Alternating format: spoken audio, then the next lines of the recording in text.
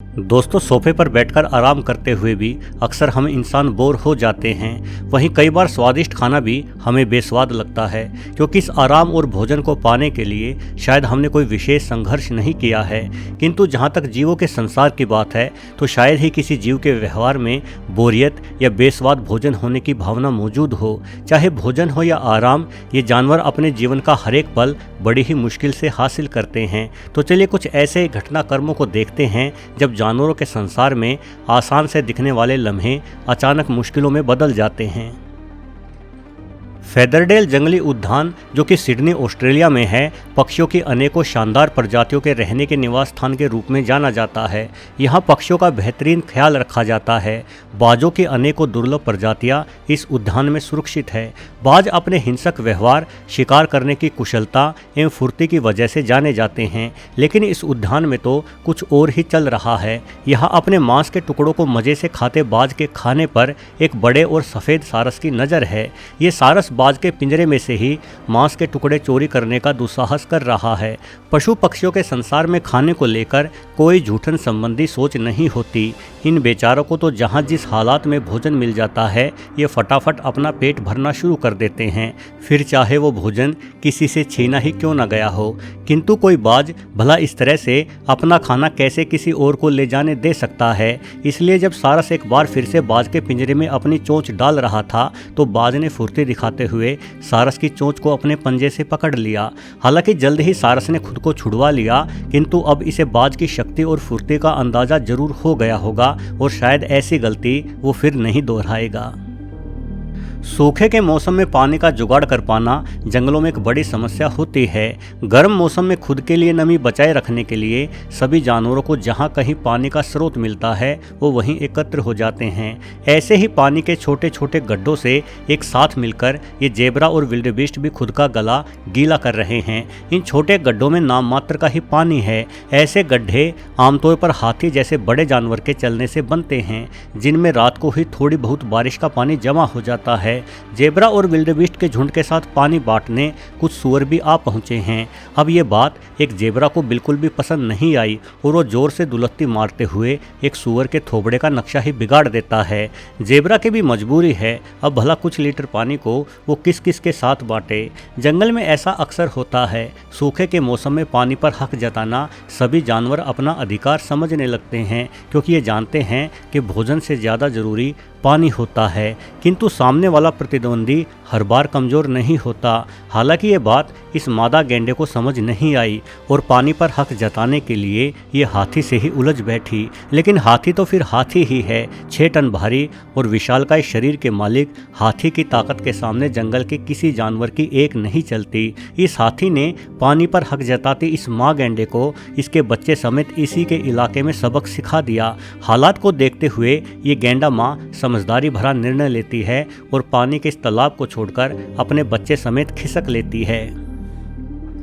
दोस्तों, खाने और पानी की ज़रूरतें पूरी होते ही अधिकांश जानवर मस्ती और खेलने के मूड में आ जाते हैं। खेलने से जहां इनके द्वारा खाया खाना बेहतर हजम होता है, वहीं ये खेल शारीरिक चुस्ती के लिए भी बेहद आवश्यक है। किंतु जिसके साथ खेल रहे हैं उसका मूड भी देख लेना चाहिए। ये गधा ऐसे ही बिना ऊँट के मूड को समझे ऊँट के साथ खेलना चाहता है।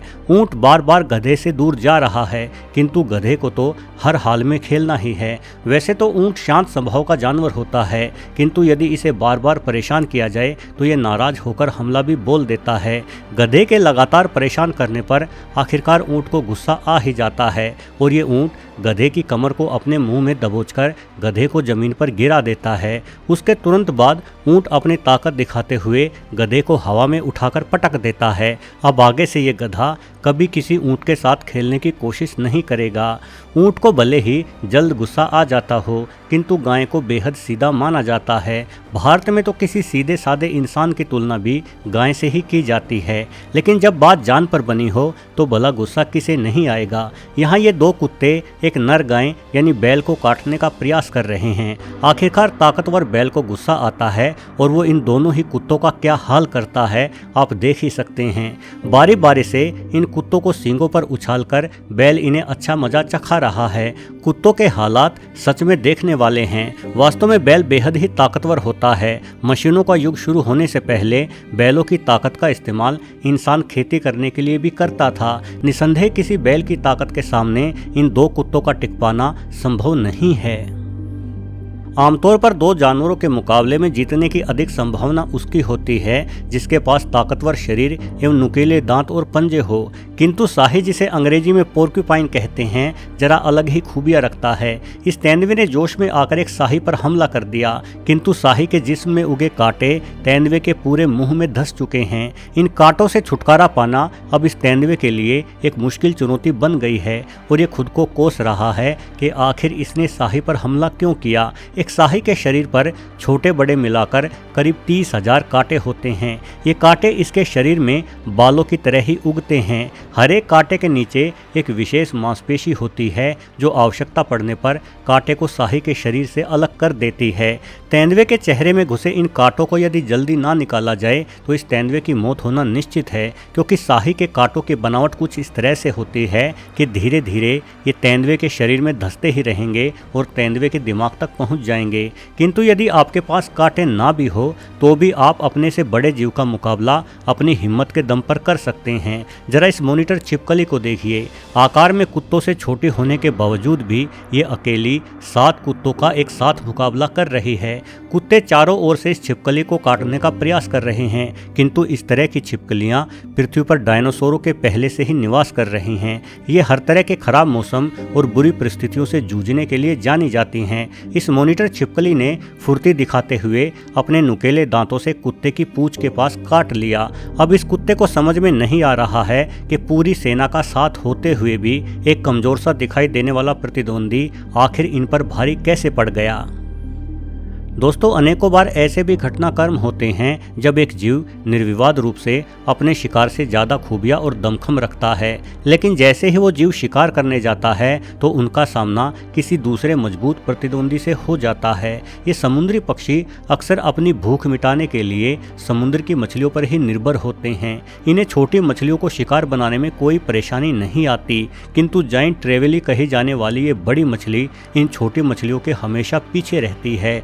जाइंट ट्रेवेली का मकसद इन छोटी मछलियों की रक्षा करना नहीं होता, अपितु ये इन छोटी मछलियों को एक चारे के समान देखती है, जो चारा पक्षियों के सामने खुद ब खुद चला जाता है। जैसे ही ये पक्षी छोटी मछलियों को खाने को लपकते हैं, इन मछलियों के ठीक पीछे मौजूद ट्रेवेली झपटते हुए पक्षी को ही लपक लेती है, यानी यहाँ शिकार करने आया शिकारी खुद ही शिकार बन जाता है। अब अंत में एक अनोखा मुकाबला देखिए। यहाँ बाघ जैसे ताकतवर जानवर को एक कमज़ोर सी बतख मूर्ख बना रही है। बतख न सिर्फ पानी के ऊपर तैरने में बल्कि पानी के अंदर तैरने और गहरी डुबकी लगाने में भी माहिर होती है। यहाँ भी कुछ ऐसा ही हो रहा है।